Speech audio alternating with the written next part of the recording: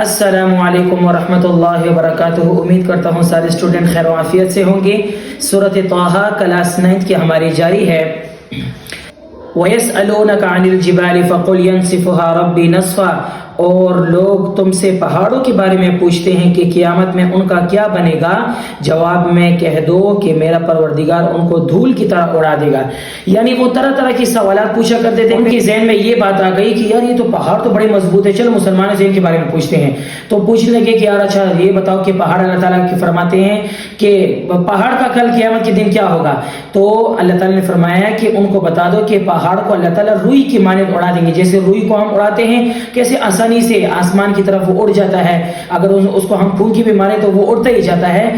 مراد یہ ہے کہ وہ روئی بالکل ہلکی ہے. تو اللہ تعالیٰ فرماتے ہیں پہاڑوں کو بھی میں اسی طرح روئی کی طرح اڑا دوں گا کہ آپ کو پتہ بھی نہیں چلے گا. فَيَذَرُوهَا قَاعًا صَفْصَفًا. اور زمین کو ایسا ہموار چٹیل میدان بنا کر چھوڑے گا. یعنی اللہ فرماتے ہیں کہ زمین کو بالکل ہموار قسم کا بنا دوں گا, بالکل چٹیل میدان اس کو بنا دوں گا سیدھا قسم کا. لا ترى فيها عوجا ولا امتا. اس میں نہ تمہیں کوئی بل نظر آئے گا نہ کوئی ابال. جیسے مثال کے طور پر اگر کوئی زمین ہو نا, کوئی زمین کو اگر کسی جگہ سے کاٹے, درخت کو کاٹے, تو ظاہر بات ہے وہ درخت تو تھوڑا سے نیچے ہوتا ہے, زمین کے برابر نہیں ہوتا. تو اللہ تعالیٰ فرماتے ہیں کہ پہاڑوں کو ہٹانے کے بعد, درختوں کو ہٹانے کے بعد زمین بالکل چٹیل میدان ہو جائے گی. کسی جگہ پر نیچ اونچ نہیں ہوگی, بالکل سیدھ قسم کی ہوگی.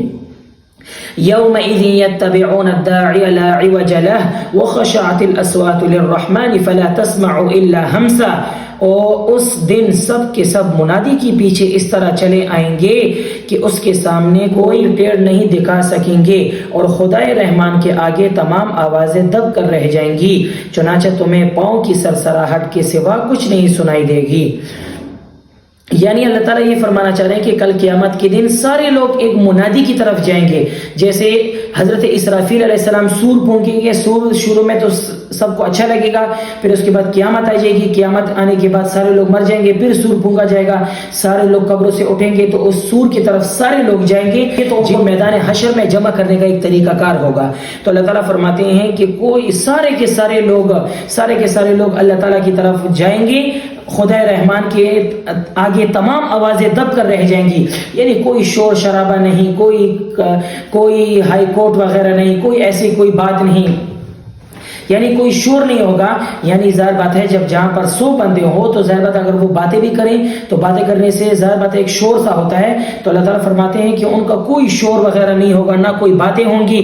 چنانچہ پاؤں کی سرسراہٹ کی, یعنی پاؤں کی چلنے کی آوازیں آئیں گی. چلنے کی آواز اس وجہ سے آئیں گی کیونکہ وہ چل کر آئیں گے میدان حشر کی طرف. ٹھیک ہے. یومئذ لا تنفع الشفاعة الا من اذن له الرحمن ورضي له قولا. اس دن کسی کی سفارش کام نہیں آئے گی سوائے اس شخص کی سفارش کے جسے خدائے رحمان نے اجازت دی ہو, جس کے بولنے پر وہ راضی ہو. یعنی اللہ تعالیٰ فرماتے ہیں کل قیامت کے دن کسی کی سفارش پہ کوئی کام نہیں آئے, لیکن ہاں اللہ تعالیٰ فرماتے ہیں کہ میں بعض بندوں کو سفارش کا حق دوں گا.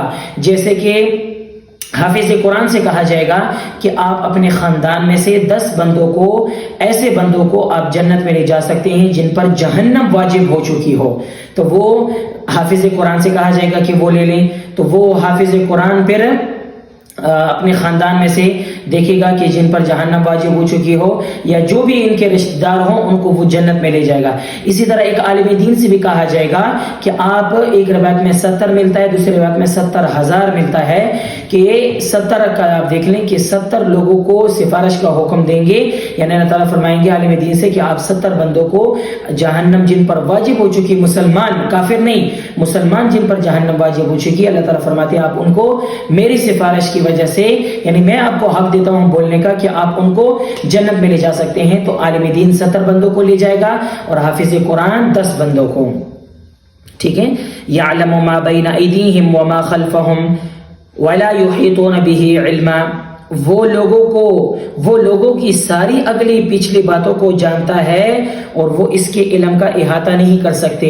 یعنی اللہ تعالیٰ فرماتے ہیں کہ آدم علیہ السلام سے لے کر قیامت تک کے لوگ جتنے بھی گزرے ہیں سب کے بارے میں اللہ تعالیٰ فرماتے ہیں کہ میں جانتا ہوں، لیکن اللہ تعالیٰ کے علم کا کوئی بھی احاطہ نہیں کر سکتا کہ اللہ تعالیٰ جانتے ہیں تو کس طریقے سے جانتے ہیں. واللہ عالم. وعنت الوجوہ للحی القیوم وقد خواب من حمل ظلما، اور سارے کے سارے چہرے حی قیوم کے آگے جھکے ہوں گے. حی کہتے ہیں زندہ ذات کو، یعنی اللہ تعالیٰ زندہ ہیں زندہ رہیں گے. ٹھیک ہے، یعنی سارے کے سارے لوگ ان کے آگے جھکے ہوئے ہوں گے اور ظلم کو اجلاد کر لایا ہوگا، نامراد ہوگا. یعنی کل قیامت کے دن اگر کسی نے کسی پر ظلم کیا ہوگا تو اللہ تعالیٰ فرماتے ہیں کہ اس کے لیے بہت ہی بڑی خرابی ہے. وَمَن يَعْمَلْ مِنَ الصَّالِحَاتِ وَهُوَ مُؤْمِنٌ فَلَا يَخَافُ ظُلْمًا وَلَا هَضْمًا، اور جس نے نیک عمل کیے ہوں گے جبکہ وہ مومن بھی ہو تو اسے نہ کسی کی زیادتی کا اندیشہ ہوگا نہ کسی کے حق تلفی کا. یعنی جو نیک بندے ہوں گے کسی کے زیادتی نہیں کی ہوگی، کسی کے حق تلفی نہیں کی ہوگی، وہ خوش و خرم میں کھڑا ہوگا اور بس انتظار کر رہا ہوگا حساب کتاب کا کہ جس وقت حساب کتاب شروع ہو، اور میرا ٹھکانہ تو ویسے بھی جنت میں ہے، نہ میں نے کسی کا حق مارا ہے نہ میں نے کسی کی حق تلفی کی ہے. وَكَذَلِكَ أَنزَلْنَا قُرْآنًا عَرَبِيًّا وَصَرَّفْنَا فِيهِ مِنَ الْوَعِيدِ لَعَلَّهُمْ يَتَّقُونَ أَوْ يُحْدِثَ لَهُمْ ذِكْرًا، اور ہم نے اسی طرح یہ وہی ایک عربی قرآن کی شکل میں نازل کی ہے. ٹھیک ہے، اس میں تنبیہات کو طرح طرح سے بیان کیا ہے تاکہ لوگ پرہیزگاری اختیار کریں یا یہ قرآن ان میں کچھ سوچ بھی پیدا کریں. یعنی اللہ تعالیٰ فرماتے ہیں کہ آپ لوگوں کی زبان بھی عربی ہے اور میں نے قرآن مجید کو بھی عربی میں نازل کیا تاکہ آپ اس کو سمجھ کر صحیح طریقے سے پڑھ سکیں، اور تنبیہات کو میں نے طرح طرح سے بیان کرنے کی کوشش کی کہ خیال کرنا، یہ کام نہیں کرنا، یہ کام نہیں کرنا.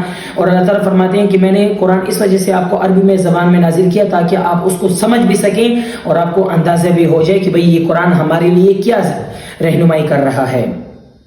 فَتَعَالَى اللَّهُ الْمَلِكُ الْحَقُّ وَلَا تَعْجَلْ بِالْقُرْآنِ مِنْ قَبْلِ أَنْ يُقْضَى إِلَيْكَ وَحْيُهُ وَقُلْ رَبِّ زِدْنِي عِلْمًا. ایسی ہی اونچی شان ہے اللہ کی جو سلطنت کا حقیقی مالک ہے، اور اے پیغمبر جب قرآن وحی کے ذریعے نازل ہو رہا ہو تو اس کے مکمل ہونے سے پہلے قرآن پڑھنے میں جلدی نہ کرو اور یہ دعا کرتے رہو میرے پروردگار مجھے علم میں اور ترقی عطا فرما. اچھا، جلدی نہ کرنے کا مطلب کیا تھا؟ جلدی نہ کرنے کا مطلب یہ تھا کہ جب جبرائیل علیہ السلام نبی علیہ السلام کو جب قرآن پڑھاتے تو نبی علیہ السلام وہ آیت یاد کرتے. جیسے اگر مثال کے طور پر کوئی مجھے آیت بتائے تو میں یہاں سے آیت شروع یاد کر لوں گا، اِنَّا أَعْطَيْنَاكَ الْكَوْثَرَ اِنَّا أَعْطَيْنَاكَ الْكَوْثَرَ یاد کروں گا نا کہ یار مجھ سے بھول نہ جائے. ظاہر بات ہے ہر ایک آدمی کے مائنڈ میں یہی ہوتا ہے کہ بھائی میں یہ اچھی طریقے سے یاد کروں، تو نبی علیہ السلام بھی اسی طرح یاد کرتے. تو اللہ تعالیٰ نے فرمایا کہ اے نبی صلی اللہ علیہ وسلم آپ صرف یہ کریں کہ آپ سنیں، یاد کرنا اللہ تعالیٰ فرماتے ہیں وہ میرا کام ہے. آپ قرآن کو غور سے سنیں کہ جبرائیل علیہ السلام آپ کو کیا پڑھا رہے ہیں، پھر اس کے بعد قرآن کو یاد کرنا اللہ تعالیٰ فرماتے ہیں وہ میرا کام ہے. ٹھیک ہے، اور یہ دعا کرتے رہیں کہ رب زدنی علما، اے اللہ میرے علم میں اضافہ فرما، یعنی اور بھی ترقی نصیب فرما. یعنی یہ ہماری طرف اشارہ ہے، اس میں ہماری طرف بھی ایک اشارہ یہ ہے کہ جتنا بھی زیادہ سے زیادہ علم حاصل کرو تب بھی اللہ تعالیٰ سے دعا مانگنی چاہیے کہ اے اللہ مجھے علم میں اور بھی ترقی عطا فرما. تو نبی علیہ السلام جب دعا مانگا کرتے تھے تو ہم پھر کیوں نہیں مانگتے؟ ہمیں بھی چاہیے کہ ہم بھی مانگا کریں اللہ تعالیٰ سے کہ اے اللہ ہم اسکول کی تعلیم اگر ہم حاصل کر رہے ہیں، یا اللہ اسکول کی تعلیم کو میرے لیے فائدہ مند بنا. فائدہ کس حیثیت سے بنا کہ اللہ اس اسکول کے ذریعے سے میں لوگوں کو تعلیم دوں گا اور لوگوں کی اچھی باتوں کا میں حکم دوں گا اور لوگوں کو نیک راستے پر لے کر آؤں گا. یہی ہمارے لیے نجات کا ذریعہ ہے. وَلَقَدْ عَهِدْنَا إِلَىٰ آدَمَ مِن قَبْلُ فَنَسِيَ وَلَمْ نَجِدْ لَهُ عَزْمًا، اور ہم نے اس سے پہلے آدم کو ایک بات کی تاکید کی تھی اور پھر ان سے بھول ہو گئی اور ہم نے ان میں عزم نہیں پایا. اچھا، عزم نہیں پایا اس کا مطلب کیا ہے ذرا دیکھ لیں. یعنی اللہ تعالیٰ نے فرمایا تھا کہ ایک خاص پھل کے درخت کے بارے میں بتایا تھا کہ اس درخت کے پھل کو نہیں کھانا، اس کی تفصیل سورہ بقرہ میں گزر چکی. لیکن یہاں حضرت آدم علیہ السلام کے بارے میں جو فرمایا کہ ان نے عزم نہیں پایا، اس کا مطلب مفسرین نے یہ لکھا ہے کہ درخت جو تھا نا، درخت کا جو پھل کھانے کے سلسلے میں جو غلطی ہوئی ان میں عزم میں یہ نہیں تھا. یعنی حضرت آدم علیہ السلام نعوذ باللہ اس درخت کا پھل کھانے کی وجہ ان کی یہ نہیں تھی کہ میں نعوذ باللہ اللہ تعالیٰ کی نافرمانی کروں، نافرمانی کے غرض سے انہوں نے پھل نہیں کھایا تھا، بلکہ وہ شیطان کے بہکاوے میں آ کر انہوں نے وہ ایسا کام کر لیا تھا، وہ پھل کھا لیا تھا۔ ایک اس کی تفسیر یہ بھی ہو سکتی ہے۔ دوسری تفسیر یہ بھی ہو سکتی ہے کہ اس میں مطلب یہ لیا جاتا ہے کہ ان میں ایسا پختہ عزم نہیں تھا کہ شیطان کے بہکاوے میں نہ آتے۔ اس سے انسان کی اس سرشت کی طرف اشارہ ہے جس پہ شیطان اور نفس کے بہکاوے میں آنے کی صلاحیت موجود ہے۔ چونکہ قرآن کریم میں عزم کی نفی کو بھول ہو جانے کے ساتھ مل کر ذکر فرمایا، تو یہاں اس سے پہلے زیادہ معنی مراد بہتر ہوگا۔